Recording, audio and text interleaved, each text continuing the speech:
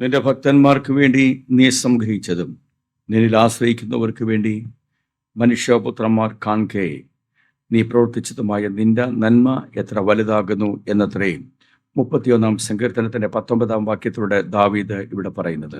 भजन संगीत 31 का 19 आयत में दाऊद इस प्रकार कहते हैं, हाँ तेरी भलाई क्या ही बड़ी है जो तूने अपने डरवैयों के लिए रख छोड़ी है और अपने शरणागतों के लिए मनुष्यों के सामने प्रकट भी की है. ദാവീദ് മഹാരാജാവ് അദ്ദേഹം ഈ ലോകത്ത് സകല നന്മകളും ഭൗതികമായ ഉയർച്ചകളും പ്രാപിച്ച മഹാരാജാവ്. അദ്ദേഹം പറയുന്നത് ഒരിക്കലും ഹല്ലേലൂയ സ്തോത്രം, ഇവിടെ നന്മ എന്ന പദം കൊണ്ട് അർത്ഥമാക്കുന്നത് ഒരിക്കലും ഭൗതികമായ ഒരു നന്മയെ കുറിച്ചല്ല. दाऊद राजा जो है इस दुनिया के आर्थिक रूप में उसने आशीष थे, सारे धन संपत्तियां दौलत इनके पास थे, लेकिन उस आशीष के बारे में जो इधर बता रहा है वो आर्थिक तौर पर आशीष के बारे में नहीं. ദാവീദ് മഹാരാജാവിനെ സംബന്ധിച്ചിടത്തോളം ദാവീദ് എന്ന് പറഞ്ഞ അഭിഷിക്തനെ പഴയ നിയമത്തിൽ ഹല്ലേലൂയ ഇസ്രായേലിന്റെ മധുരഗായകൻ എന്ന് പറയുമ്പോൾ തന്നെ പുതിയ നിയമത്തിൽ വരുമ്പോൾ ദാവീദിനെ പ്രവാചകൻ എന്നാണ് വിളിച്ചിരിക്കുന്നത്. पुराना नियम में दाऊद को परमेश्वर के दास एक गायक के रूप में दिखाई दे रहा है, लेकिन नया नियम में दाऊद को एक भविष्यवाणी के रूप में देखने को मिलते हैं. അനേക സങ്കീർത്തനങ്ങളിൽ മശിഹ സങ്കീർത്തനം പ്രവചന ആത്മാവിൽ രചിക്കപ്പെട്ട ദാവീദിലൂടെയാകുന്നു. दाऊद के दौरान कई भजन प्रभु यीशु मसीह के बारे में लिखा गया है.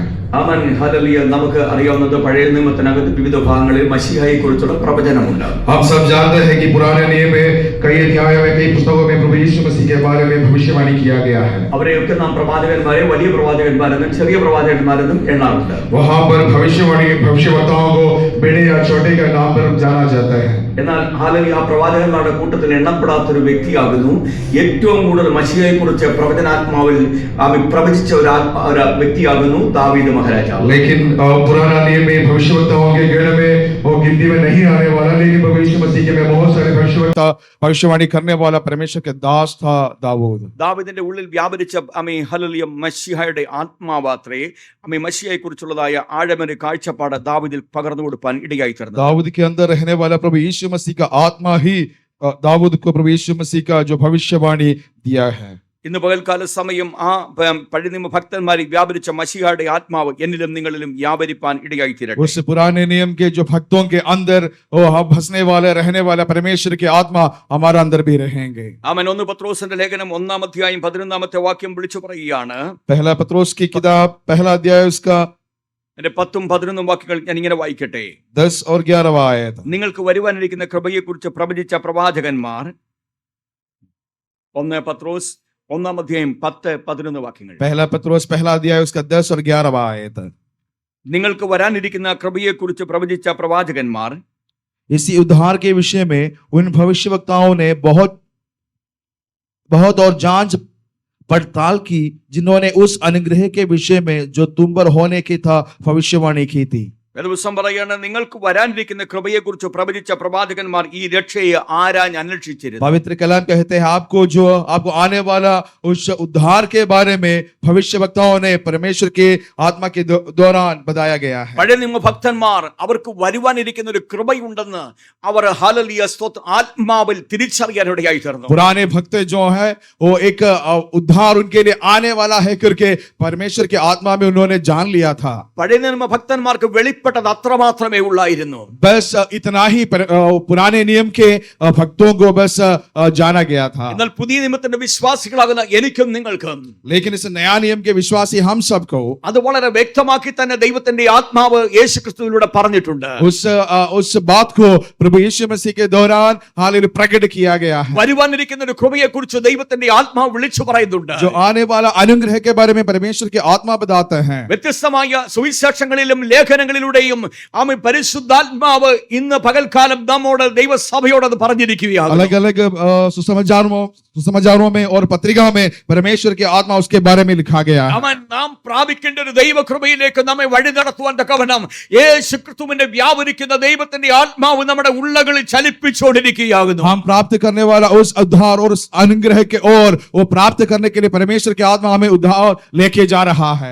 നമ്മുടെ ഉള്ളത്തിൽ നമുക്കൊരു ബോധ്യമുണ്ട്, നമുക്ക് വരുവാൻ ഒരു നിത്യതയുണ്ട് എന്നത് വാസ്തവം. हमारे अंदर हम जानते हैं कि हमारे लिए एक उद्धार, एक अनुग्रह आने वाला है. നിത്യതയെക്കുറിച്ച് കാഴ്ചപ്പാടില്ലാത്തവരാരും തന്നെ പുതിയ വിശ്വാസികളല്ല. अनंत जीवन के बारे में जो नहीं जानते हैं वो नया नियम का विश्वासी नहीं है. നീ ഒരു പുതിയ നിയമ വിശ്വാസിയാകുന്നുവെങ്കിൽ, अगर आप एक नया नियम के विश्वासी हैं तो നിങ്ങളുടെ ഉള്ളത്തിൽ ദൈവത്തിന്റെ ആത്മാവ് നിത്യതയെക്കുറിച്ച് ഒരു കാഴ്ചപ്പാട് തന്നിരിക്കും. आपके अंदर परमेश्वर के आत्मा आने वाला उद्धार के बारे में हाँ एक दर्शन जरूर दिया होगा. ആ കാഴ്ചപ്പാട് ലഭിച്ച പൗലോസ് പറയാൻ വിട്ടുപിരിഞ്ഞ് കർത്താവിനോട് ചേരുന്നതാണ് ഏറ്റവും അത്യുത്തമം എന്ന് പറയാൻ. उस दर्शन लेने वाला प्रेरित पौलुस इस प्रकार कहते हैं, मैं इस सब छोड़कर प्रभु यीशु मसीह के साथ रहना चाहते हैं.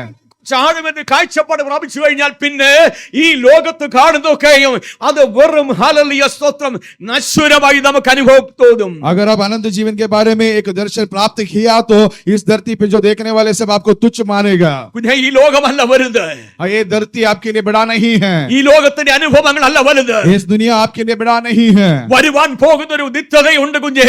जो आने वाला अनंत काल की जिंदगी है, വരുവാൻ പോകുന്ന ഒരു നിത്യതയ്ക്ക് വേണ്ടി നീ ഒരുങ്ങിയിട്ടുണ്ടോ കുഞ്ഞേ? उस अनंत काल की जिंदगी के लिए क्या आप तैयार हो क्या? ഇന്ന് പകൽക്കാലം ക്രിസ്തുവിന്റെ ആത്മാവ് നിന്റെ മേൽ ഉണ്ടെങ്കിൽ, अगर आज के दिन परमेश्वर की आत्मा आपके अंदर है तो ക്രിസ്തുവിന്റെ മഹത്വത്തിലേക്ക് നിന്നെ അത് വഴി നടത്താൻ ഇടയായി തീരും. उस आत्मा प्रभु यीशु मसीह के महत्व के ओर आपको लेके जाएंगे. യേശു ക്രിസ്തുവിന്റെ ആത്മാവ് എന്റെയും നിങ്ങളുടെ ഉള്ളിൽ ഉണ്ടാകട്ടെ. यीशु मसीह का आत्मा हम सब के अंदर होना जरूरी है. ഇത് ഇളക്കിപ്പെരുപ്പിന്റെ ആത്മാവല്ല, ये सब दिखाने वाला आत्मा नहीं ഇത് है. പാപത്തെക്കുറിച്ച് നീതിയെക്കുറിച്ച് ന്യായവിധിയെക്കുറിച്ച് ബോധ്യപ്പെടുത്ത ये പരിശുദ്ധാത്മാവാകുന്നു. पाप के बारे में और अनंत के बारे में, न्याय विधि के बारे में आपको याद दिलाने वाला परमेश्वर की आत्मा है. പരിശുദ്ധാത്മാവ് ഈ ഡ്യൂട്ടി ചെയ്യുന്നത് वो पवित्र आत्मा इसलिए काम करते हैं എന്നെ നിങ്ങളെ തികവുള്ളവരാക്കി നിത്യതയിലേക്ക് ചേർക്കുവാൻ വേണ്ടിയാകുന്നു. कि हम सबको अनंत जीवन में लेके जाने के लिए. കഴിഞ്ഞ ദിവസങ്ങൾ ഉപവാസ പ്രാർത്ഥനയിലായിരുന്നല്ലോ നാം എല്ലാവരും. वो पिछले दिनों में हम उपवास प्रार्थना में बैठे थे. ഉപവാസ പ്രാർത്ഥനയിൽ നാം മുഴങ്ങിക്കേട്ട ചില കാര്യങ്ങളുണ്ടല്ലോ. उपवास प्रार्थना के दौरान जो सुनने वाला परमेश्वर के वचन था, നമ്മുടെ ദൈവം പരിശുദ്ധനാകുന്നു. हमारा परमेश्वर अति पवित्र है. അതുകൊണ്ട് നമ്മുടെ ജീവിതത്തിൽ പ്രപഞ്ചമോഹങ്ങൾ വിട്ടൊഴിയണം. इसलिए हम भी हमारे पाप को छोड़ना जरूरी है. അതുകൊണ്ട് നമ്മുടെ ജീവിതത്തിൽ ഹല്ലേലൂയ ഭക്തികേടുകൾ വിട്ടൊഴിയണം. वो हमारे जीवन के सारे गंदगी को छोड़ देना है. Amen hallelujah. നാം അവനോട് ചേരേണ്ടിയവരാ. हम परमेश्वर के साथ जुड़ने वाला है. നാം അവന്റെ മാർവിൽ ചാരേണ്ടിയവരാ. हम उसके साथ बैठने वाला है. നാം അവനോട് സദൃശ്യന്മാരാകേണ്ടവരാ. हम उसके जैसे बनने वाला है. അവനോട് സദൃശ്യന്മാരാകേണ്ടവരാ ഞാനും നിങ്ങളും. हम उसके जैसे बनने वाला हम सब. ഈ ലോകത്തുള്ളവരെ പോലെ ജീവിക്കാൻ വേണ്ടി അല്ല ദൈവം നമ്മളെ വിളിച്ചത്. इस दुनिया के लोगों के जैसे जीने के लिए परमेश्वर ने हमें नहीं बुलाया है. വേദപുസ്തകം പറയുക ലോകം അതിന്റെ മോഹം ഒഴിഞ്ഞു പോകും. पवित्र कलाम कहते हैं दुनिया और दुनिया के जो भी हो वो निकल जाएगा. ലോകം അതിന്റെ മോഹം ഒഴിഞ്ഞു പോകും എന്ന് ദൈവവചനം പറയുന്നത്. दुनिया और दुनिया के सारे बातें निकल जाएंगे. ദൈവത്തിന് ഇഷ്ടം ചെയ്യുന്നവന് നേക്കം നിലനിൽക്കും. लेकिन परमेश्वर की इच्छा पूरा करने वाला जरूर रहेंगे. ഇന്ന് പകൽക്കാലം നിങ്ങൾ ദൈവത്തിന് ഇഷ്ടം ചെയ്യുന്നവരായി ഞാൻ നിങ്ങൾ മാറുവരിടയാകുന്നെങ്കിൽ, आज के दिन में परमेश्वर की इच्छा को पूरा करने वाले हम ഞാൻ നിങ്ങളും എന്നേക്കും നിലനിൽക്കുവാൻ ദൈവം ഇടയാക്കി തരും. हम हमेशा रहने के लिए परमेश्वर सहायता നമുക്ക് करें. എന്നേക്കും നിലനിൽക്കണ്ടേ? क्या हम हमेशा रहना नहीं चाहते? ഈ ലോകം കൊണ്ട് ഒടുങ്ങി പോകുന്ന 50-60 വയസ്സ് ജീവിച്ചാൽ മതിയോ? इस दुनिया छोड़ दे और खत्म हो जाएगा 50-60 साल क्या जीना जरूरी है? ദൈവത്തിന്റെ പദ്ധതി അതല്ല. നാം എന്നേക്കും ജീവിക്കണമെന്ന ദൈവത്തിന്റെ പദ്ധതി. परमेश्वर की योजनाएं हैं हम हमेशा के लिए जिंदा रहे. കുഞ്ഞു നീ എന്നേക്കും ജീവിക്കണമെന്ന ദൈവത്തിന്റെ പദ്ധതി. आप हमेशा रहने के लिए, जिंदा रहने के लिए ഈ परमेश्वर की ലോകത്ത് योजना നമുക്ക് है. രോഗം കാണുമായിരിക്കും. क्या शायद इस दुनिया में हमारे जीवन में बीमार होंगे. ഈ ലോകത്ത് നമുക്ക് തകർച്ച കാണുമായിരിക്കും. हमारे जीवन में क्लेश होंगे. ഈ ലോകത്ത് നമ്മൾ ക്ലേശങ്ങൾ കാണുമായിരിക്കും. हमारे जीवन में क्लेश हो सकता है. ഈ ലോകത്ത് നമുക്ക് നിന്ദ കാണുമായിരിക്കും. शायद हमारे जीवन में निंदा होंगे. എന്നാൽ നമുക്കൊന്നറിയാം, നിന്ദയില്ലാത്തൊരു ലോകത്തിലേക്ക്, लेकिन हम जानते हैं जो एक दुनिया है वहाँ निंदा नहीं है. പരിഹാസമില്ലാത്തൊരു ലോകത്തിലേക്ക്. निंदा नहीं है.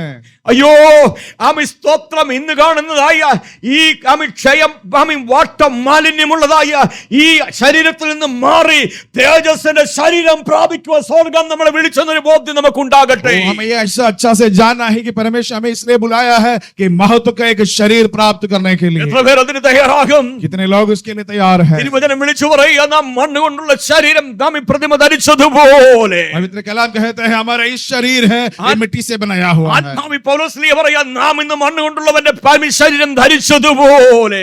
पौलुस कहते हैं हम हालेलुया मिट्टी से बनाया हुआ इस शरीर में रहते हैं. നാം സ്വർഗീയന്റെ പ്രതിമ ധരിക്കുവാനുള്ളവരാകുന്നു. लेकिन हम स्वर्ग के हाल शरीर प्राप्त होने वाला. കുഞ്ഞു നീ സ്വർഗീയന്റെ പ്രതിമയെ ധരിക്കേണ്ടത്. आप परमेश्वर की शरीर प्राप्त, നീ സ്വർഗീയന്റെ പ്രതിമ ധരിക്കാനുള്ള വ്യക്തിയാ. आप परमेश्वर के जैसे बनने वाला है. പരിശുദ്ധാത്മാവ് നിന്നെ അതിനു വേണ്ടി ഒരുക്കിക്കൊണ്ടിരിക്കുന്നത്. पवित्र आत्मा आपको उसी के लिए तैयार कर रहा നമ്മൾ है। വായിച്ച സങ്കീർത്തനത്തിനകത്ത് ഇങ്ങനെ പറയുകയാണ്, പ്രൈസ് ദി ലോർഡ്, ഹല്ലേലൂയ.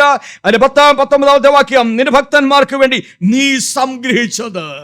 हमने पढ़ा हुआ भजन संगीत का 10वां आयत, आपके श्रेष्ठ दासों के लिए आपने जो किया हुआ है। സങ്കീർത്തനം 31:19 നമ്മൾ വായിക്കുന്നത്, നിന്റെ ഭക്തന്മാർക്ക് വേണ്ടി നീ സംഗ്രഹിച്ചത്. आपके भक्तों के लिए आपने तैयार किया है। എന്താ ദൈവത്തിന്റെ ഭക്തന്മാർക്ക് വേണ്ടി ദൈവം സംഗ്രഹിച്ചത്? क्या परमेश्वर के भक्तों के लिए परमेश्वर ने क्या तैयार किया है? ദൈവത്തിന്റെ പദ്ധതിയായിരുന്നു കുഞ്ഞെ, ആമേൻ, നാം നമ്മുടെ സ്വന്തം സ്വരൂപത്തിലും സാദൃശ്യത്തിലും മനുഷ്യനെ ഉണ്ടാക്കണം എന്നുള്ള ദൈവത്തിന്റെ പദ്ധതിയായിരുന്നു. हमें बनाने का परमेश्वर का बड़ा योजना था, उसका स्वरूप में बन जाए। ദൈവത്തിന്റെ സാദൃശ്യത്തിലേക്ക് നാം എത്തിച്ചേരണം എന്ന ദൈവത്തിന്റെ പദ്ധതി. परमेश्वर के जैसे हम बनना है, ये परमेश्वर का योजना है। അവന്റെ സ്വരൂപത്തിന് അനുരൂപരാകാൻ വേണ്ടി ദൈവം നമ്മളെ വിളിച്ചു വേർതിരിച്ചു. परमेश्वर के जैसे बनने के लिए परमेश्वर ने हमें बुलाया है। ഇന്ന് പകൽക്കാലം നീ ഒരു കാര്യം മനസ്സിലാക്കണം, അവനോട് അനുരൂപരായി തീരുവാൻ വേണ്ടിയ കുഞ്ഞെ നിന്നെ ദൈവം വിളിച്ചു വേർതിരിച്ചു. आप अच्छा से एक बात हालेलुया समझ लीजिए, परमेश्वर के जैसे बनने के लिए परमेश्वर ने आपको बुलाया है। അതാണ് ദൈവത്തിന്റെ ഹൃദയത്തിൽ സംഗ്രഹിച്ചു വെച്ചിരിക്കുന്നത്. जो परमेश्वर अपने हृदय में वो संग्रह किया हुआ बात ये है, പാപം ചെയ്ത് പാപത്തിൽ നിന്ന് പാപത്തിലേക്ക് പോയി അധർമ്മത്തിലേക്ക് പോയ മനുഷ്യനെ ദൈവം തന്റെ സ്വരൂപത്തിലേക്ക് മടക്കിക്കൊണ്ടുവരുന്ന പദ്ധതിയാണ് ദൈവത്തിന്റെ ഹൃദയത്തിൽ സംഗ്രഹിച്ചു വെച്ചിരിക്കുന്നത്. वो परमेश्वर अपना हृदय में संग्रह किया हुआ बात यह है, पाप में जीने वाला, पाप करते करते जाने वाला मनुष्य को वो परमेश्वर के स्वरूप में परमेश्वर के जैसे बनाए। അതിൽ പരം വേറൊരു നന്മയില്ല, उससे बढ़कर कोई भलाई हमारा जीवन में नहीं है। അതിൽ പരം നന്മ വേറെ ഒന്നുമില്ല. उससे कोई बढ़कर हाल कोई भलाई नहीं है। നിങ്ങളൊന്ന് ചിന്തിച്ചു നോക്കിയേ, ഈ ലോകത്ത് ജോലി കിട്ടുന്നതാണോ, ഈ ലോകത്ത് സാലറി കിട്ടുന്നതാണോ, ഈ ലോകത്ത് വണ്ടി വാങ്ങിക്കുന്നതാണോ, വീട് വെക്കുന്ന, അതൊന്നുമല്ല നന്മ. आप सोचिए, इस धरती पे पैसा मिलने वाला, घर बनाने वाला, गाड़ी खरीद लेना, ये सब नहीं है बड़ा भलाई। അതിൽ പക്ഷേ നമുക്ക് കിട്ടും, അല്ലെങ്കിൽ നമുക്ക് കിട്ടാതിരിക്കും. शायद ये हमें मिलेंगे या शायद नहीं मिलेंगे, എന്താണ് ഏറ്റവും വലിയ നന്മ എന്ന് പറയുന്നത്? लेकिन सबसे बड़ा भलाई अनुग्रह ये है, നാം ദൈവത്തോട് അനുരൂപപ്പെടുവാൻ സ്വർഗം ഒരുക്കുന്ന പദ്ധതിയാകുന്നു. हम परमेश्वर के जैसे बनने के लिए परमेश्वर ने तैयार किया हुआ उस योजना है। നാം ദൈവത്തോട് അനുരൂപപ്പെടുകയെന്ന ദൈവം ആഗ്രഹിക്കുന്നത്. परमेश्वर ये चाहता है कि हम परमेश्वर के जैसे बने। സ്വർഗീയ പ്രതിഭ ധരിക്കാൻ ദൈവം നമ്മെ കുറിച്ച് ആഗ്രഹിക്കുന്നത്. हम परमेश्वर के जैसे बनने के लिए परमेश्वर चाहते हैं। ഇവിടെ ഭക്തൻ പറയാണ്, കർത്താവേ, നിന്റെ ഹൃദയത്തെ നീ സംഗ്രഹിച്ചു വെച്ചതും, यहाँ परमेश्वर के दास कहते हैं, हे परमेश्वर, आप अपने हृदय में जो संग्रह किया, നിന്നിൽ ആശ്രയിക്കുന്നവർക്ക് വേണ്ടി മനുഷ്യപുത്രന്മാർ കാണെ, आप पर भरोसा करने वालों के लिए आप करने वाला जो बात നീ है, പ്രവർത്തിച്ചതുമായ നന്മ എത്ര വലുതാ. आप जो करने वाला उस भलाई कितना बड़ा है। ഈ നന്മ എന്ന് പറയുന്നത്, ആ നന്മ എന്ന് പറയുന്നത് നിത്യജീവനാകുന്നു. ये भलाई जो है अनंत जीवन है। ഈ നിത്യജീവൻ പ്രാപിക്കാൻ പ്രാഥമിക ഘട്ടം നാം പിന്നിട്ടിരിക്കുകയാണ്. ये अनंत जीवन प्राप्त करने के लिए पहला कदम हम रख चुका है। പാപത്തിൽ ജീവിച്ച നാം കർത്താവിന്റെ വചനം കേട്ട് രക്ഷിക്കപ്പെടാൻ ഇടയെത്തുന്ന അത്രേ പ്രാഥമിക ഘട്ടം. पहला कदम ये था कि पाप में जीने वाला हम प्रभु यीशु मसीह को उद्धारकर्ता के रूप में स्वीकार किया है। രക്ഷിക്കപ്പെട്ട ദൈവവചനം പ്രമാണിച്ച് സ്നാനപ്പെട്ട ദൈവത്തിന്റെ പൈതലേ, उद्धार करके बपतिस्मा लेने वाले मेरे प्रियो, നമ്മുടെ ഹൃദയത്തിനകത്ത് ഒരു പ്രത്യാശ ദൈവം തന്നിട്ടുണ്ട്. हमारे हृदय के अंदर एक आशा परमेश्वर ने रखा है। ആ പ്രത്യാശ ഒന്നാണ്, സ്തോത്രം, ഞാൻ എന്റെ കർത്താവിനോടുകൂടെ നിത്യതയിൽ നിത്യകാലം വാഴുമെന്നുള്ളതാണ്. ये आशा ये है कि मैं मेरे परमेश्वर के साथ अनंत काल तक जिएंगे। 31 സങ്കീർത്തനത്തിന്റെ 24 വാക്യം ഭക്തൻ ഇങ്ങനെ പറയുകയാണ്, 31वां भजन संगीता 24 आयत इस प्रकार कहते हैं, യഹോവയിൽ പ്രത്യാശയുള്ള ഏവരുമേ ധൈര്യപ്പെടുവിൻ, നിങ്ങളുടെ ഹൃദയം ഉറച്ചിരിക്കട്ടെ. यहोवा पर आशा रखने वालों हियाव बांधो और तुम्हारे हृदय दृढ़ रहे। യഹോവയിൽ പ്രത്യാശയുള്ള ഏവരുമേ ധൈര്യപ്പെടുവിൻ. यहोवा पर आशा रखने वालों हियाव बांधो। അവൻ ഇന്ന് പകൽക്കാലം നിനക്ക് ദൈവത്തിന്റെ പ്രത്യാശ ഉണ്ടായിരിക്കണം. आज आपके अंदर परमेश्वर के रूप में परमेश्वर के बारे में एक आशा होना जरूरी है। നിങ്ങൾ നിത്യജീവൻ പ്രാപിക്കുമോ ഇല്ലയോ എന്നൊരു സംശയം നിങ്ങൾക്ക് ഉള്ളിൽ ഉണ്ടാകാൻ പാടില്ല. आपका जिंदगी में ऐसा संदेह नहीं होना है कि मैं आनंद जीवन पाएगा कि नहीं। നിങ്ങൾ ദൈവവചനത്തെ അനുസരിച്ച് ജീവിക്കുന്ന വ്യക്തിയാണെങ്കിൽ, अगर आप वचन पवित्र कलाम के अनुसार जीने वाला बंदा है तो, നിങ്ങൾ ദൈവത്തിന്റെ വചനം പ്രമാണിച്ച് ദൈവവചനപ്രകാരം ജീവിക്കുന്ന വ്യക്തിയാണെങ്കിൽ ഒരു കാര്യം ഉറപ്പിച്ചോ, നിങ്ങൾക്ക് നിത്യജീവൻ ഉണ്ട്. अगर आप पवित्र कलाम के साथ पवित्र कलाम अनुसार के साथ अगर जी रहा है तो आप यकीन कीजिए कि आपके लिए अनंत जीवन जरूर है। പകൽക്കാലം ആ ഉറപ്പ് നമ്മുടെ ഉള്ളിൽ ഉണ്ടാകട്ടെ. हालेलुया, ये बात हमारे अंदर जरूर होना है। അതത്രേ ഭക്തൻ ഭക്തന്റെ പ്രത്യാശ. ये है एक भक्त का आशा। ഇന്ന് പകൽക്കാലം ആ പ്രത്യാശ നമ്മിലുണ്ടോ? क्या उस आशा आज हमारा जीवन में है? ആ പ്രത്യാശയിലേക്ക് നമ്മൾ വഴി നടത്തുന്നതിന്റെ ഓർമ്മയാണ് ഈ കർത്താവിന്റെ മേശ. उस आशा में हमें जो परमेश्वर हालेलुया लेके जा रहा है, उसके स्मरण के लिए ये हम कर रहा है। എനിക്കൊരു നിത്യത നൽകുവാൻ വേണ്ടി എന്റെ കർത്താവ് എനിക്ക് വേണ്ടി പരമയാഗമായി തീർന്നു എന്നതിന്റെ ഓർമ്മയാണ് ഈ കർത്താവിന്റെ മേശ. मुझे आनंद जीवन देने के लिए मेरा परमेश्वर मेरे लिए बलि हो गया, उसका स्मरण है परमेश्वर की इस मेज। കർത്താവിന്റെ മേശ നമ്മുടെ ഉള്ളിൽ പ്രത്യാശ നൽകുകയാണ്. परमेश्वर का मेज हमारे अंदर उस आशा को डालते हैं। യേശു കർത്താവ് പറഞ്ഞു, ഞാൻ വരുമ്പോൾ എന്റെ ഓർമ്മയ്ക്കായി ഇത് ചെയ്യുവീൻ എന്നാണ് അവിടെ പറഞ്ഞത്. प्रभु यीशु मसीह बताया है, मैं जब तक आया तब तक ये करते रहे। കർത്താവ് പറഞ്ഞ വാക്ക് ഞാൻ വരുവോളം എന്നാ പറഞ്ഞിരിക്കുന്നത്. यीशु मसीह कहा है, जब तक मैं आऊंगा तब तक। ഈ മേശ ആമേൻ സ്തോത്രം കർത്താവിന്റെ വരവിനെയാണ് കാണിക്കുന്നത്. ये सेवकाई परमेश्वर की प्रभु यीशु मसीह की दोबारा आगमन को दिखाते हैं। കർത്താവ് വരുമെന്നുള്ള ഉറപ്പാണ് നമുക്ക് നൽകുന്നത്. प्रभु यीशु मसीह दोबारा आएगा करके यकीन दिलाता है। അതാണ് ഭക്തന്റെ പ്രത്യാശ. ये है भक्त का आशा। ഇന്ന് പകൽക്കാല സമയം ദൈവവചനം വരുമ്പോൾ നാം ദൈവത്തിന്റെ മഹത്വം പ്രാപിക്കുമെന്ന ദൈവവചനം और പറഞ്ഞിരിക്കുന്നത്. वचन कहते हैं, जब वो आएगा तब हम परमेश्वर के महत्व को पाएंगे। വേദപുസ്തകം ഇപ്രകാരം പറയുന്നു, ഒരു വേദഭാഗം വായിക്കുവാൻ കർത്താവ് ശരണം പ്രാപിക്കുന്നു. एक कलाम पढ़ना मैं चाहता हूँ। നാം അവന്റെ മഹത്വം പ്രാപിക്കുവാനല്ലോ നാം ഹല്ലേലൂയ സുവിശേഷത്താൽ ദൈവം നമ്മളെ രക്ഷയിലേക്ക് വിളിച്ചെന്ന് ദൈവവചനത്തിൽ പൗലോസ് പറഞ്ഞിരിക്കുകയാണ്. पवित्र कलम इस प्रकार कहते हैं, ओ सुसमाचार के द्वारा हमें परमेश्वर उद्धार में इसलिए बुलाया है कि हम उसका उस महत्व को पाए। ഞാനിപ്പോൾ പറഞ്ഞ വചനം ആമേൻ 2 തെസ്സലോനിക്കരുടെ ലേഖനം 2-ാം അധ്യായം 14-ാമത്തെ വേദഭാഗമാണ്. दूसरा തെസ്സലോനിക്യ के पत्री 2 अध्याय उसका 14 आयत है। നമ്മുടെ കർത്താവായ യേശുക്രിസ്തുവിന്റെ മഹത്വം പ്രാപിക്കുവാനല്ലോ അവൻ ഞങ്ങളുടെ സുവിശേഷ ഘോഷണത്താൽ നിങ്ങളെ രക്ഷയ്ക്ക് വിളിച്ചത്. जिसके लिए उसने तुम्हें हमारे सुसमाचार के द्वारा बुलाया कि तुम हमारे प्रभु यीशु मसीह की महिमा को प्राप्त करो। നാം അവന്റെ മഹത്വം പ്രാപിക്കുമെന്നുള്ളതാണ് ആമേൻ സ്തോത്രം ഭക്തന്റെ ഹൃദയത്തിലെ പ്രത്യാശ. एक भक्त का आशा यह है कि हम प्रभु यीशु मसीह का महिमा को प्राप्त करेंगे। ആ മഹത്വം പ്രാപിക്കാൻ നിങ്ങൾ ഒരുങ്ങിയിട്ടുണ്ടോ കുഞ്ഞേ? क्या उस महिमा को प्राप्त करने के लिए आप तैयार हैं? ഒത്തിരി കാലമായില്ലേ നമ്മൾ ജീവിക്കുന്നത്? बहुत कई दिनों से हम जी रहा है, കുറെ കാലമായില്ലേ കൊട്ടിപ്പാടി ആരാധിക്കുന്നത്? कई दिनों से हम आराधना करके आ रहा है। എന്നാൽ ഇന്ന് പകൽക്കാലത്തിന്റെ ഹൃദയത്തിനകത്തൊരു പ്രത്യാശയുണ്ടോ? क्या आज आपके हृदय के अंदर उस आशा है ഞാൻ സ്വർഗീയന്റെ പ്രതിമ ധരിക്കാനുള്ളവനെന്നൊരു പ്രത്യാശയുണ്ടോ? कि मैं परमेश्वर के जैसे बनने वाला है करके उस आशा है आपके अंदर?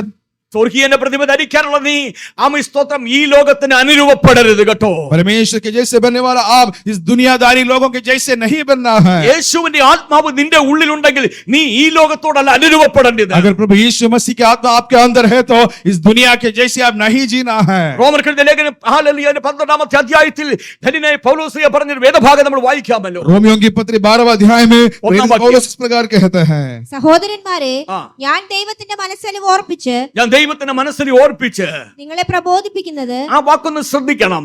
ഞാൻ ദൈവത്തിന്റെ മനസ്സലിവ് ഓർപ്പിച്ച്, അതെ ദൈവം മനസ്സലിഞ്ഞ് പിന്നെയും നമ്മോട് ഓർമ്മിപ്പിക്കുകയാകുന്നു. ध्यान से सुनिएगा, मैं तुमसे परमेश्वर की दया स्मरण दिलाकर विनती करता हूँ। ഹല്ലേലൂയ. ദൈവത്തിന് ഇത്രമാത്രം മനസ്സലിവുണ്ടോ? परमेश्वर क्या परमेश्वर को हमारे बारे में इतना दया है?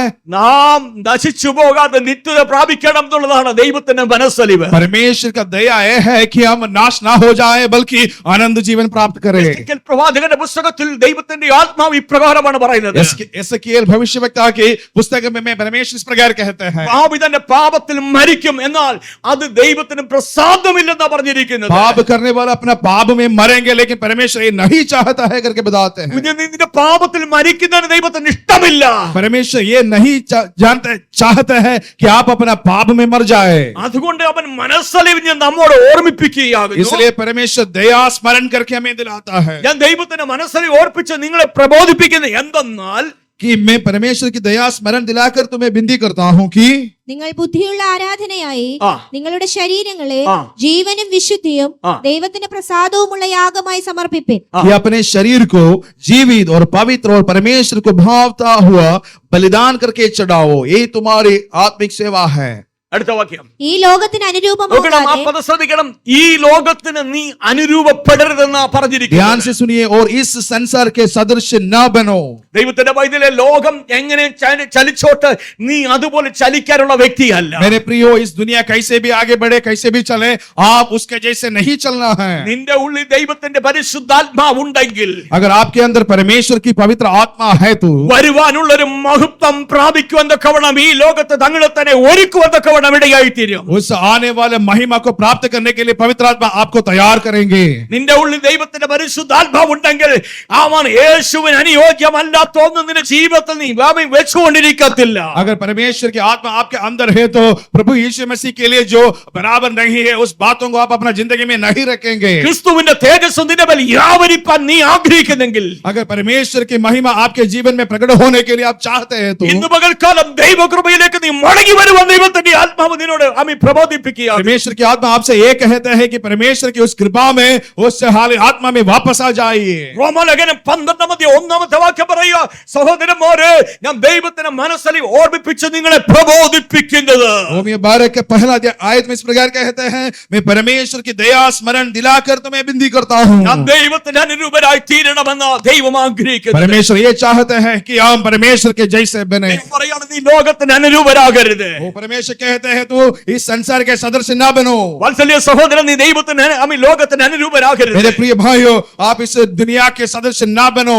സഹോദരി, നീ ലോകത്തിന് അനുരൂപയാകരുത്. मेरे प्रिय बहनों, आप इस दुनिया के सदस्य ना बनो. ഗലാത്യർക്കെഴുതിയ ലേഖനത്തിൽ ധന്യനായ പൗലോസ് പറയുന്ന ഒരു പദപ്രയോഗമുണ്ട്. गलतियों के पत्र में पौलुस इस प्रकार कहते हैं, ഞാൻ ലോകത്തിനും ലോകം എനിക്കും ക്രൂശിക്കപ്പെട്ടിരിക്കുന്നു എന്നാ പറഞ്ഞിരിക്കുന്നത്. मैं इस दुनिया के लिए, संसार के लिए, संसार मेरे लिए क्रूस पर चढ़ाए गए. മുझे ലോകം ക്രിസ്തു നിമിത്തം നീ ലോകത്തെ ക്രൂശിക്കാൻ നിന്റെ ജീവിതത്തിനിടയായിട്ടുണ്ടോ? मेरे प्रियो, प्रभु यीशु मसीह के लिए आप इस संसार को क्या रोक दिया है?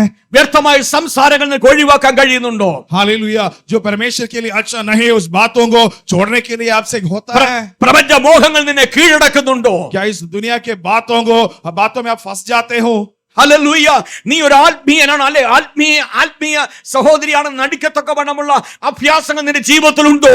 क्या आप आत्मीय करके दिखाने के लिए दिखावट आप करते हो? അയ്യോ, ഇത് ദൈവത്തിന്റെ സഭയാ.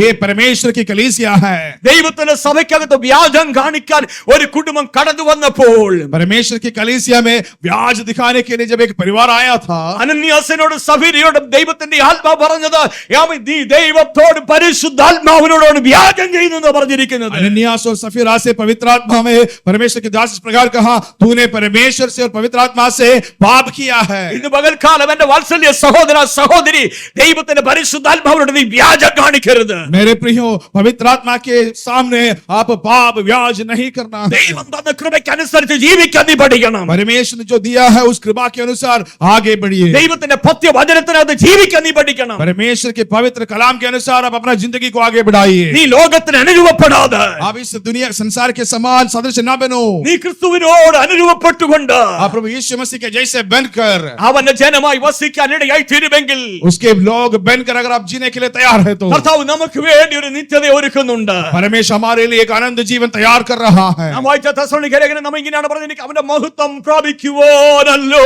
തെസ്സലോനിക്ക पत्री में हमने पढ़ा है उसके महिमा को प्राप्त करने के लिए. അവന്റെ മഹത്വം പ്രാപിക്കാനല്ലോ അവൻ നമ്മെ രക്ഷയിലേക്ക് വിളിച്ചിരിക്കുന്നത്. उसके महिमा को प्राप्त करने के लिए उसने हमें उद्धार में बुलाया है. പുതിയ വിശ്വാസിക്ക് വളരെ വ്യക്തമായി ദൈവാത്മാവ് ഇത് പറഞ്ഞു കൊടുത്തു.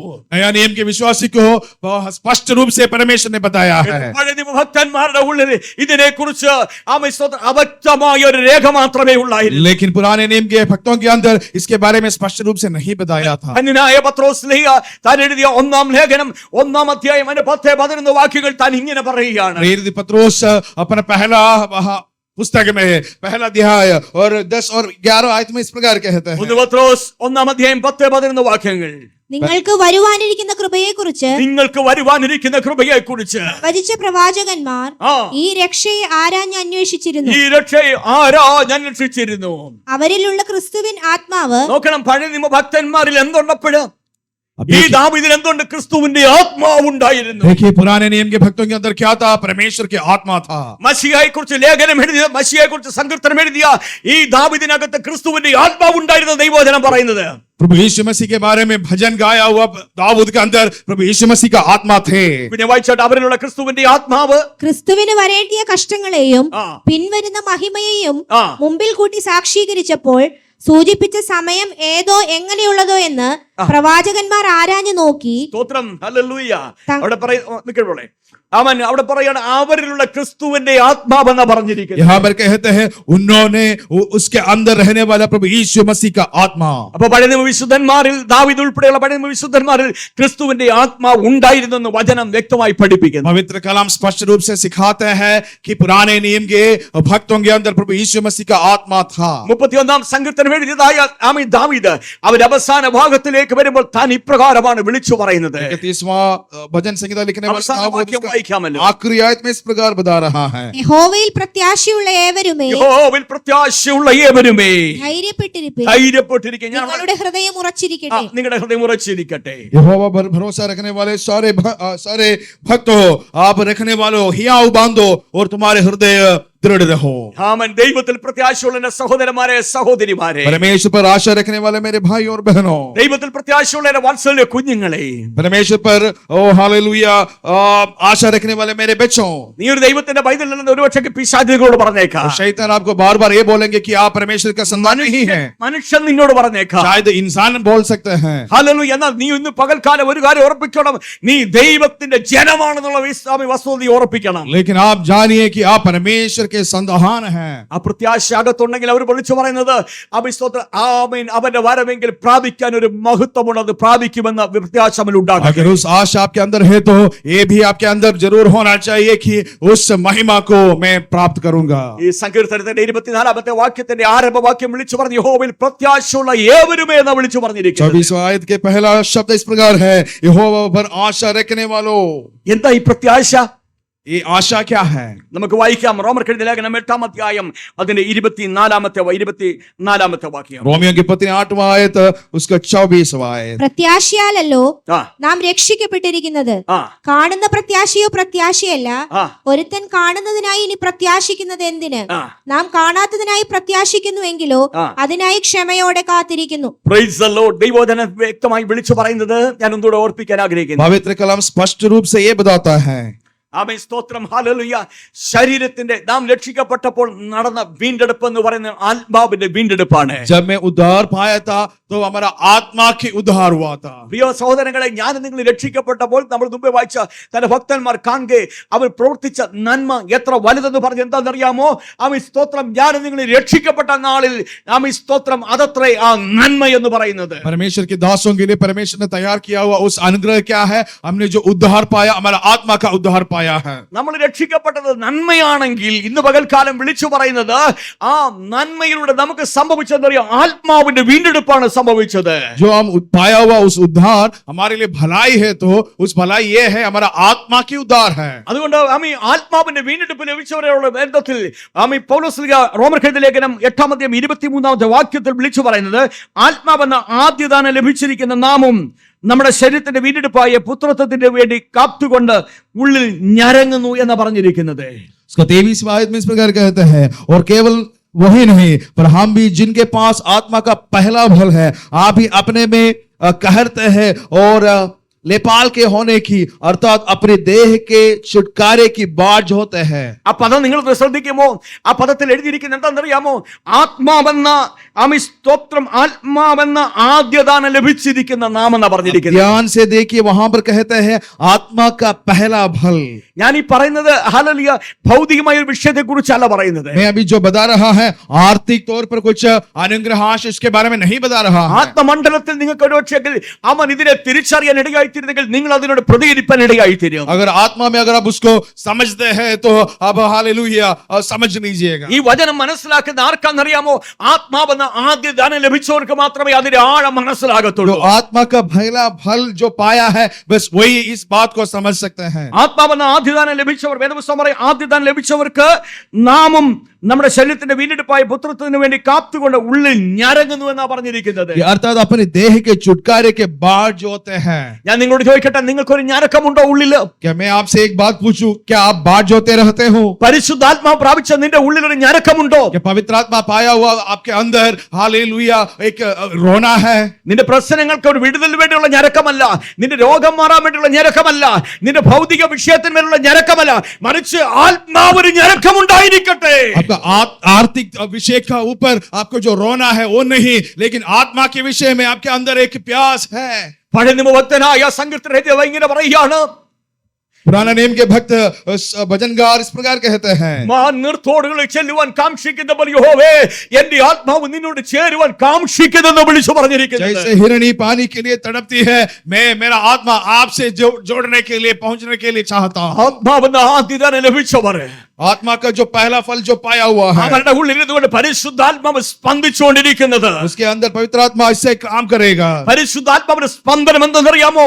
ആമേൻ, സ്തോത്രം, ദൈവത്തോട് ചേരുക എന്നതാണ്. पवित्र आत्मा ऐसे काम करेगा कि आपको परमेश्वर के हालेलुया पास पहुंचाने के लिए, നിങ്ങളുടെ ഉള്ളിൽ ദൈവത്തിന്റെ പരിശുദ്ധാത്മാവ് ഉണ്ടെങ്കിൽ ദൈവത്തിന്റെ ആത്മാവോട് ചേരുവാൻ തക്കവണ്ണം നിങ്ങളെ ആമേൻ അത് എപ്പോഴും ഹല്ലേലൂയ ഒരുക്കിക്കൊണ്ടേയിരിക്കും. अगर परमेश्वर की आत्मा आपका अंदर है तो परमेश्वर के पास जाने के लिए, पहुंचने के लिए परमेश्वर हालेलुया का आत्मा आपको तैयार करते रहेंगे। നമ്മൾ ചിന്തിക്കുന്ന പരിശുദ്ധാത്മാവ് അന്യഭാഷ പറയാനാണ് നമ്മൾ ചിന്തിക്കുന്നത്. हम ये सोचते हैं कि पवित्र आत्मा बस अन्य भाषा में बात करने के लिए होता है। നമ്മൾ ചിന്തിക്കുന്ന പരിശുദ്ധാത്മാവ് പ്രവചിക്കാനാണ് നമ്മൾ ചിന്തിക്കുന്നത്. हम सोचते हैं पवित्र आत्मा केवल भविष्यवाणी करने के लिए होता है। നടന്നുള്ളി ദൈവത്തെ സ്തുതിക്കാനാണ് പരിശുദ്ധാത്മാവ് നമ്മൾ ചിന്തിക്കുന്നത്. हालेलुया, हम कभी कभार ये सोचते हैं कि परमेश्वर को स्तुति आराधना करने के लिए होते हैं। പരിശുദ്ധാത്മാവ് വരുമ്പോ ഇതെല്ലാം ഉണ്ട്, സത്യമാ. पवित्र आत्मा जब पाएंगे ये सब होते हैं, वो सच्चाई है। എന്നാൽ പരിശുദ്ധാത്മാവ് ആതിഥ്യമായി നമ്മൾ ചെയ്യുന്ന ഒരു കാര്യമുണ്ട്. लेकिन पवित्र आत्मा का जो बड़ा जिम्मेदारी, बड़ा काम कुछ अलग है। ക്രിസ്തുവിന് ലഭിച്ച മഹത്വത്തിലേക്ക് നമ്മെ ഒരുക്കുകയാണ് പരിശുദ്ധാത്മാവ് ചെയ്യുന്നത്. पवित्र आत्मा ये करते हैं, परमेश्वर प्रभु यीशु मसीह का महत्व पाने के लिए हम तैयार करते हैं। ഇന്ന് പകൽക്കാലം നിങ്ങളെ സോപ്പിട്ട് പറയുന്ന ഒരു പരിപാടി എനിക്കില്ല.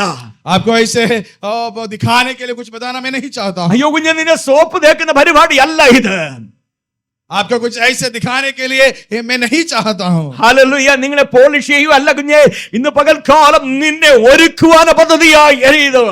आपको पॉलिश करके कुछ बोलना मैं नहीं चाहता हूं, लेकिन आपको तैयार करने के लिए मैं चाहता हूं। പോളിഷ് ചെയ്യുന്ന കൂട്ടങ്ങൾ കാണും. എന്നാൽ ഇന്ന് പകൽക്കാലം നീ നിത്യതയ്ക്ക് ഒരുങ്ങണമെങ്കിൽ നിന്റെ ജീവിതത്തിൽ വിട്ടുകളയാനുള്ളതെല്ലാം വിട്ടുകളഞ്ഞേ മതിയാകത്തുള്ളൂ. अगर आप आनंद जीवन पाने के लिए आप चाहते हैं तो आपके पाप को, गंदगी को आपका जीवन में है वो छोड़ना जरूरी है। ധന്യനായ പൗലോസ് ശ്ലീഹ റോമർ ലേഖനം 8-ാം അധ്യായം 23-ാം വേദഭാഗത്തിൽ ഇപ്രകാരമാണ് പറഞ്ഞിരിക്കുന്നത്. रोमी 8:23 में प्रेरित पौलुस इस प्रकार कहा है, ആത്മാവെന്ന ആതിഥ്യം ലഭിച്ചവന്റെ ഉള്ളിൽ ഒരു ഞരക്കമുണ്ടാകുമെന്നാണ് പറഞ്ഞിരിക്കുന്നത്. आत्मा का पहला फल लेने वाला बाढ़ जोते रहेंगे करके कहते हैं। ഞാൻ ചോദിക്കട്ടെ, ആത്മാവെന്ന ആതിഥ്യം ലഭിച്ച നിന്റെ ഉള്ളിൽ ഞരക്കമുണ്ടോ? क्या मैं पूछूं, आत्मा के पहला फल पाने वाला आपके अंदर उस हालेलुया उस रोना है? ആ പദം അങ്ങനെ എഴുതിയിരിക്കുന്ന ആത്മാവെന്ന ആതിഥ്യം ലഭിച്ചവന്റെ ഉള്ളിൽ ഒരു ഞരക്കമുണ്ടാകുമെന്നാണ് പറഞ്ഞിരിക്കുന്നത്. हाले उस शब्द के ऐसा ही लिखा है कि आत्मा के पहला फल लेने वाला हल बाढ़ जोते रहेंगे। ഈ പ്രഭാതത്തിൽ ദൈവസന്നിധി വന്നിരിക്കുന്ന കുഞ്ഞെ, നിന്റെ ഉള്ളിൽ ഒരു ഞരക്കമുണ്ടോ?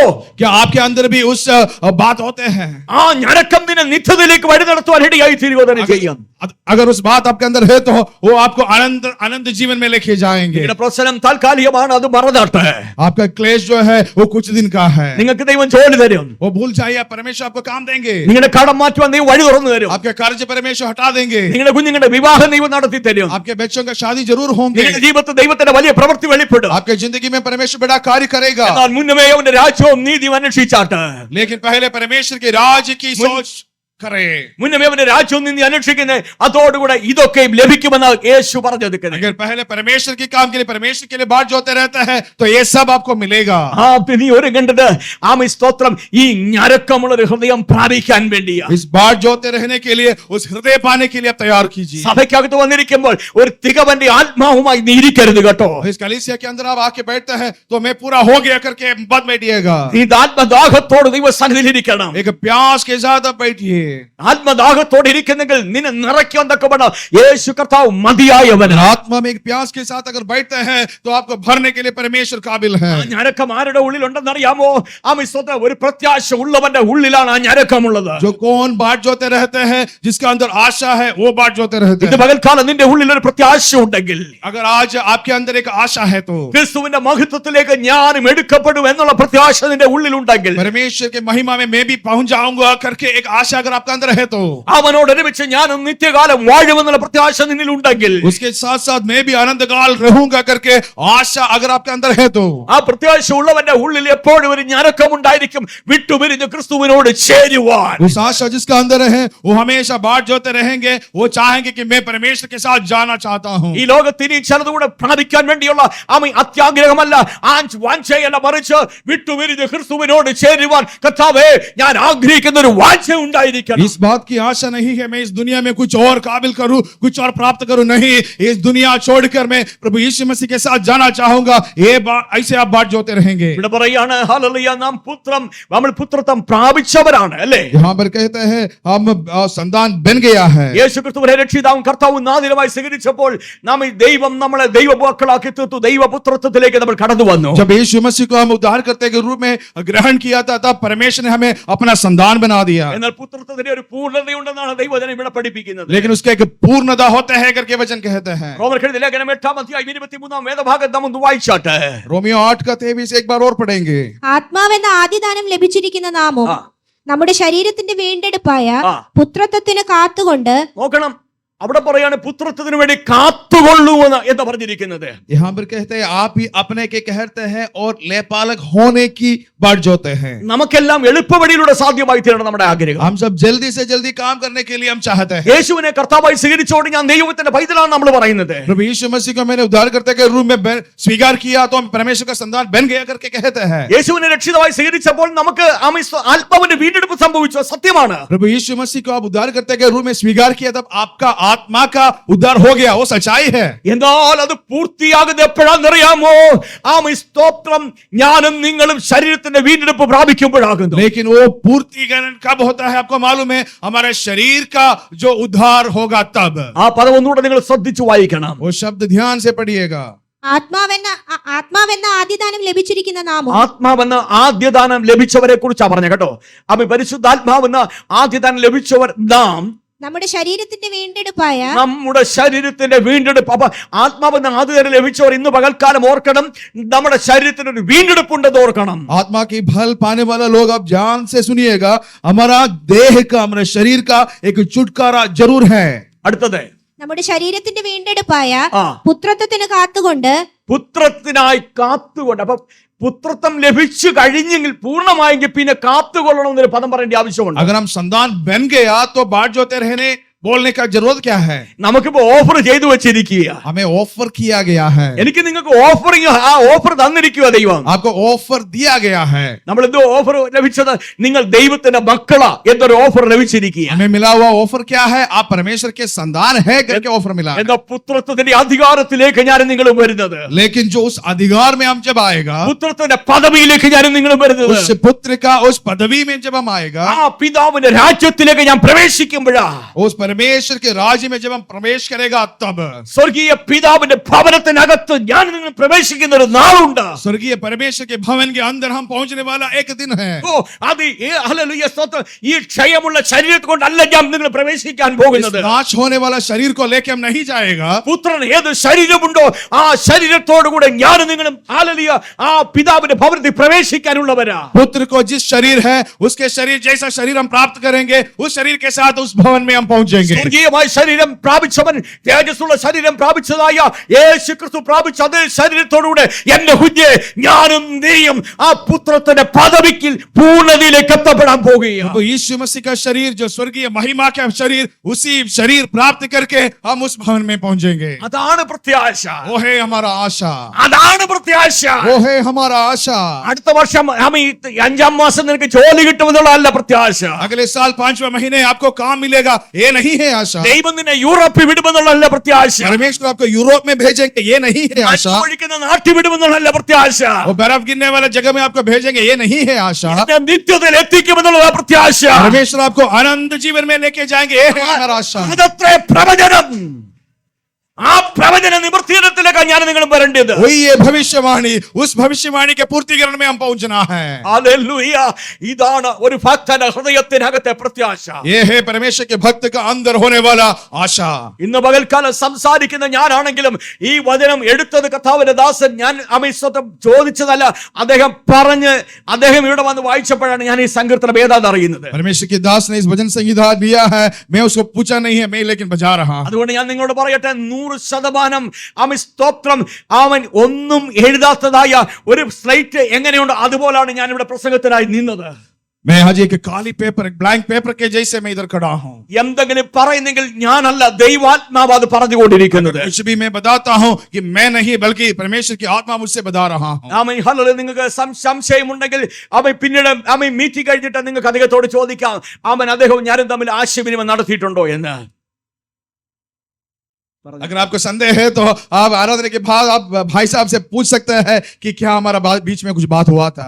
പ്രിയ സഹോദരൻ, അങ്ങനെയാണെങ്കിൽ ഈ പ്രിയ കർത്താവിന്റെ ദാസനെടുത്ത സങ്കീർത്തനത്തിന്റെ അവസാന ഭാഗം പറയാണ്, യഹോവയിൽ പ്രത്യാശയുള്ള ഏവരുമേ.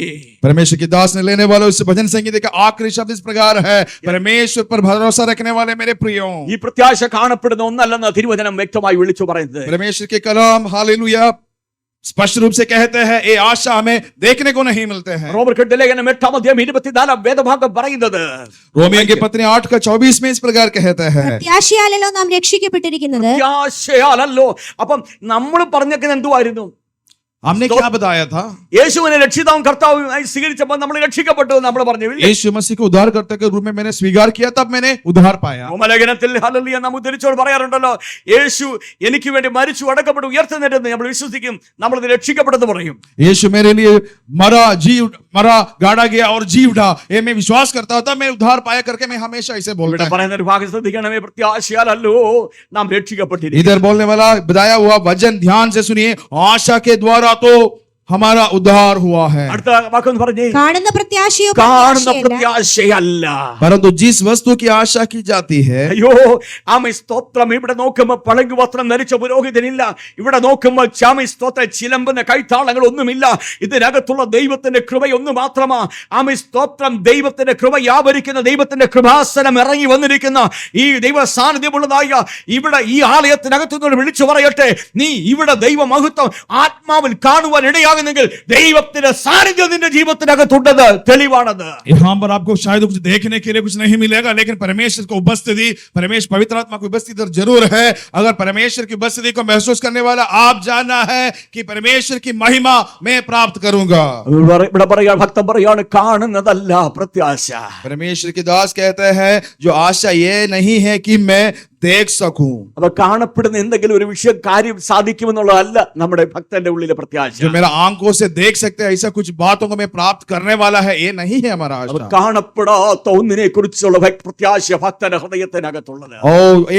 एक चीज है, एक बात है, मैं अभी मेरा आंखों से नहीं देख सकता है, वो आशा है परमेश्वर के दास के अंदर. നിന്റെ മാനുഷ്യമായ കണ്ണുകൊണ്ട് നീ ഇന്ന് കാണുന്നില്ലെങ്കിൽ ഒരു കാര്യം ഉറപ്പിച്ചോ, കാണാത്തതായ ഒരു പ്രത്യാശ സ്വർഗം നിനക്ക് വേണ്ടി ഒരുക്കുന്നുണ്ട്. शायद आपके आंखों के सामने कुछ देखने को अगर नहीं मिल रहा है तो लेकिन आप ध्यान से समझ लीजिए, आपके लिए एक आशा, एक हालेलुया अनुग्रह परमेश्वर ने तैयार कर रहा है. അവന്റെ മഹത്വത്തിൽ നീ നിത്യകാലം വാഴുവാൻ വേണ്ടിയാ സ്വർഗം ആഗ്രഹിക്കുന്നത്. परमेश्वर ये चाहते हैं कि उसका महिमा में आप आनंद काल वास करें. ഇന്ന് പകൽക്കാലം ദൈവം നമ്മെ ആമേ അതിനായി സഹായിക്കുമാറാകട്ടെ. आज परमेश्वर उसके लिए हमें सहायता करें. അവനെ ഹല്ലേലൂയ അതിന്റെ 25-ാമത്തെ വാക്യം പറയുകയാണ്, 25वां आयत. നാം കാണാത്തതിനായി പ്രത്യാശിക്കുന്നുവെങ്കിലോ ആ. അതിനായി ക്ഷമയോടെ കാത്തിരിക്കുന്നു. അപ്പൊ അതിനായി ക്ഷമയോട് കാത്തിരിക്കുക. तो हम उसके लिए बाट जोते रहते हैं ഇന്ന് പകൽക്കാലം ക്ഷമയോട് നമുക്കൊന്ന് കാത്തിരിക്കാം. कि आज हम धीरज से बाट जोते रहें. വത്സല്യ സഹോദര, ഈ ഒരു പ്രത്യാശ നമ്മുടെ ഉള്ളിൽ തരുവാൻ വേണ്ടി मेरे प्रियो, इस आशा हमारे अंदर डालने के लिए സ്വർഗത്തിലെ ദൈവം ഒത്തിരി വില കൊടുക്കുവാൻ ഇടയായി. परमेश्वर ने बहुत